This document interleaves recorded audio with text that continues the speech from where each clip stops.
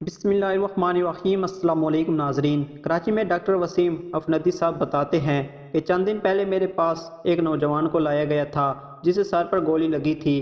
خون بہت زیادہ بہہ چکا تھا مگر نوجوان کے حواس ابھی قائم تھے۔ میری یونیفارم دیکھ کر اس نے مجھ سے التجا کی کہ ڈاکٹر صاحب، میری موت کی خبر میرے گھر والوں کو نہ دیجیے گا، اور ساتھ ہی میرے سامنے ہاتھ جوڑ دیے تھے۔ مجھے حیرت تھی کہ میں اسے بچانے کے لیے پر امید تھا اور وہ شخص یقینی موت دے کر بات کر رہا تھا۔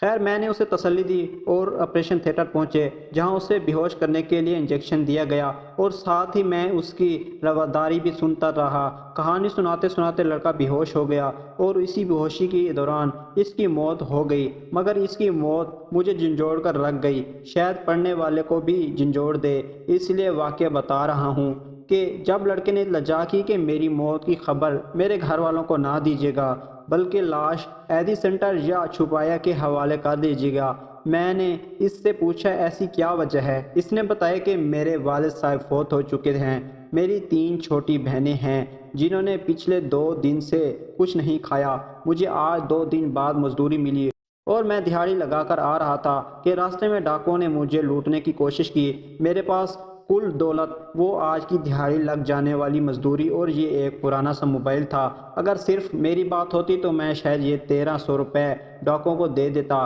مگر مجھے پتہ تھا گھر میں 2 دن سے بھوکی بیٹھی میری بہنیں روٹی کے انتظار میں میری راہ دیکھ رہی ہوں گی۔ یہ پیسے ڈاکو لے گئے تو میری بہنیں کیا کھائیں گی؟ جبکہ یہ لوگ خوف خدا سے آ رہی ہیں، یہ تو کسی اور کو بھی لوٹ سکتے ہیں۔ لہٰذا میں نے مزاحمت شروع کر دی اور ان ظالموں نے محض اس 1300 روپے کی خاطر مجھے گولی مار دی۔ ڈاکٹر صاحب، مجھے پتہ ہے میں مر جاؤں گا، مگر مجھے فکر ہے کہ میرے گھر والے جن کے پاس روٹی تک کے پیسے نہیں ہیں، وہ میرے لیے کفن کے پیسے کہاں سے لائیں گے، قبر کے پیسے کہاں سے لائیں گے؟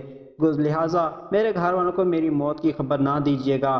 ساتھ اس نے جیب میں ہاتھ ڈال کر پیسے اور موبائل میرے ہاتھ پر رکھتے ہوئے گھر کا ایڈریس بتایا اور کہا، یہ پیسے گھر پہنچا دینا اور یہ موبائل بیچ کر میری چھوٹی بہن کو نئی جوتی خرید دینا، بہت دنوں سے ضد کر رہی تھی۔ اگر میری والدہ کا حوصلہ بلند ہوا تو انہیں تسلی دیتے ہوئے میری موت کی خبر دے دینا، ورنہ کہہ دینا کہ آپ کا بیٹا کسی دوسرے شہر مزدوری کے لیے چلا گیا ہے۔ اس کے ساتھ ہی وہ نوجوان حالت غنودی میں چلا گیا اور وہیں سے موت کی آغوش میں جا پہنچا۔ مگر میں تب سے سوچ رہا ہوں کہ اب تک ہم پر پتھروں کی بارش کیوں نہیں ہوئی؟ سیلاب ہم کو کیوں بہا کر نہیں لے گیا؟ سرکش جنات کی طرح ہمارا قلعہ کماں کرنے کے لیے فرشتے کیوں نہیں اتر رہے؟ ہم لوگ اب تک کہر الہی سے محفوظ کیوں ہیں، جبکہ مسلمانوں والے اعمال ہماری اکثریت کب کے چھوڑ چکی ہے؟ بد دیانت حکمران، بد دیانت عوام، عوام لٹیرے، حکمران لٹیرے، عوام قاتل، حکمران قاتل۔ عوام دوسری طرح اسلام نے ایک مسلمان پر دوسرے مسلمان کی جان و مال عزت کو حرام قرار دیا ہے۔ انہی سوالوں کو سوچتے ہوئے میں نے ہر چیز اس نوجوان کے گھر والوں تک پہنچائی تاکہ جیب سے اس کے کفن دفن کا انتظام کیا۔ ان لوگوں کے لیے مناسب روزگار بنا کر بہت جلد یہ ملک چھوڑ کر بما فیملی کسی اور ملک منتقل ہو رہا ہوں، کیونکہ جتنی شدت سے اہلیان پاکستان کہر خدا کو آواز دے رہے ہیں، مجھے نہیں لگتا ان لوگوں کو توبہ کی مہلت بھی ملے گی۔